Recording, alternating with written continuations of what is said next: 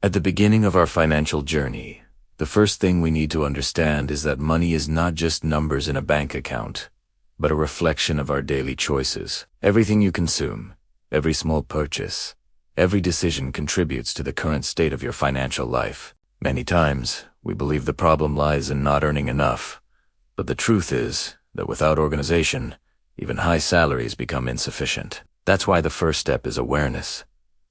Take a moment to reflect. Do you really know where every dollar that enters your life is going? When we talk about financial organization, we are talking about a process of clarity, and clarity begins with notes.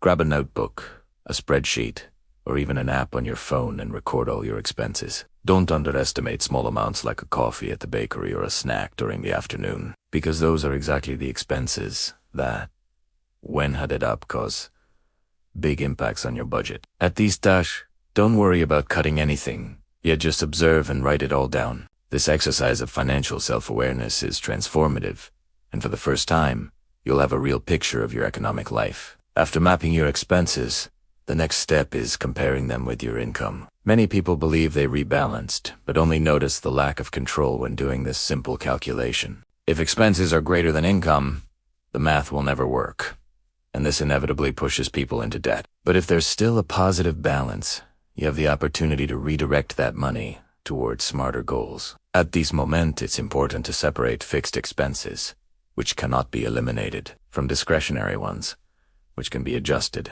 This analysis gives you decision-making power and opens space for conscious changes. Now that you know where your money goes, the next step is prioritization. Not everything can be eliminated at once, but habits can be adjusted. For example, if you realize you're spending too much on food delivery, you can challenge yourself to cook at home 2 or 3 times a week. This not only reduces costs, but also creates a sense of control. Another point is identifying automatic expenses, like subscription services you don't even use. Small changes accumulated over time make a big difference. The secret is not to try transforming everything at once, but to create sustainable habits. Within this journey, it's essential to talk about the emergency fund. Imagine you lose your job, face a health problem, or deal with a serious unforeseen event. Without a reserve, the first option will be turning to credit cards or loans, falling into a cycle of extremely high interest. The emergency fund is your safety net. It should be at least the equivalent of 3 months of your basic expenses,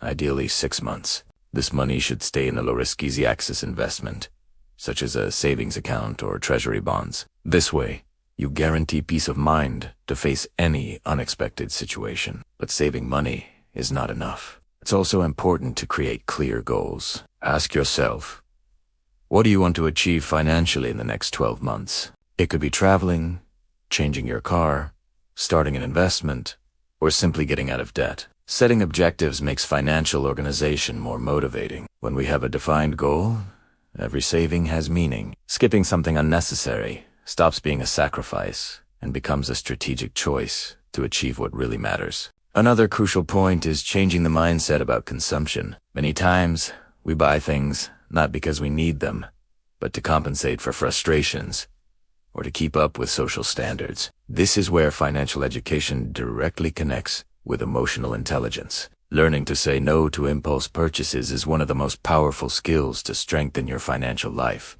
Every time you feel like spending, ask yourself, will this bring me closer to or further from my goals? This simple reflection helps cut excesses naturally. Over time, you'll realize that financial organization is not about restriction, but about freedom. When you know exactly how much you earn, how much you spend, and how much you can save, the sense of control brings peace of mind.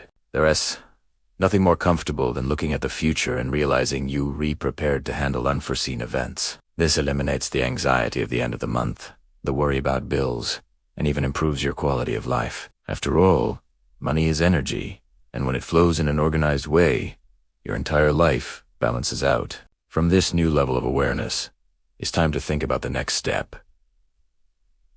Investments. Even if the amounts are small in the beginning, the act of investing teaches discipline and opens doors to wealth building. Remember that time is the greatest ally of the investor. The earlier you start, the faster the effect of compound interest will work in your favor. What seems like a small amount today can turn into a significant sum in the future. This is the transition from someone who merely survives financially to someone who builds wealth. Finally, remember, organizing your finances is not a one-time event, but an ongoing process. There will always be adjustments, new challenges, and new goals. Financial education is like a lifelong learning journey that never ends. The important thing is to take the first step and never stop. Start recording your expenses, analyze your reality, make conscious choices, and stay disciplined. Over time, you'll realize that financial freedom is not as far away as it seems. It begins with the small decisions of today and grows with consistency and patience.